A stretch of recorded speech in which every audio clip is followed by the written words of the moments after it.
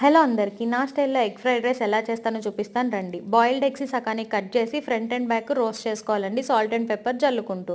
ఈ roast and ఎగ్స్ని పక్కకు తీసుకుని అదే కడాయిలో ఇంకొంచెం ఆయిల్ వేసుకొని సన్నగా తరుముకున్న వెల్లుల్లి ముక్కలు వేసుకోవాలి. వెల్లుల్లి వేగుతున్నప్పుడే క్యారెట్, క్యాబేజ్, క్యాప్సికమ్, అలాగే బీన్స్, ఉల్లిపాయ, పచ్చిమిర్చి వేసుకొని బాగా హై ఫ్లేమ్ మీదే వేపుకోవాలి. ఇలా వేగుతున్నప్పుడు ఇందులోకి పెప్పర్ అలాగే సాల్ట్ వేసుకోవాలి. వెజిటేబుల్స్ మగ్గిన తర్వాత ఇందులోకి 3 గుడ్లు కొట్టుకొని బాగా కలుపుకోవాలి. గుడ్లు ఉడుకుతున్నప్పుడు కొంచెం ధనియాల పొడి, జీలకర్ర పొడి, మళ్ళీ కొంచెం మిరియాల పొడి, అలాగే సాల్ట్ కూడా వేసుకొని బాగా కలుపుకోవాలి. ఇవన్నీ ఫ్రై అయిన తర్వాత రైస్ వేసుకొని, అది బాస్మతి అయినా పర్వాలేదు, నార్మల్ అయినా పర్వాలేదు, వేసుకొని మళ్ళీ కొంచెం సాల్ట్, పెప్పర్ ఇప్పుడు మన ఫ్లేవర్కి తగ్గట్టు అడ్జస్ట్ చేసుకోవాలి. సాల్ట్ అండ్ పెప్పర్ ఇలా స్టేజెస్లో వేసుకుంటేనే టేస్ట్ బాగుంటుందండి. ఇప్పుడు మొత్తం రైస్కి పట్టించేసిన తర్వాత అన్నీ సెట్ అయినాయి అనుకున్నప్పుడు మనం ఫ్రై చేసి పెట్టుకున్న ఎగ్స్ని పైన పెట్టుకొని కొత్తిమీర జల్లుకుంటే ఫ్రైడ్ రైస్ రెడీ. ట్రై చేసి ఎలా ఉందో కమెంట్ చేయండి. బాయ్.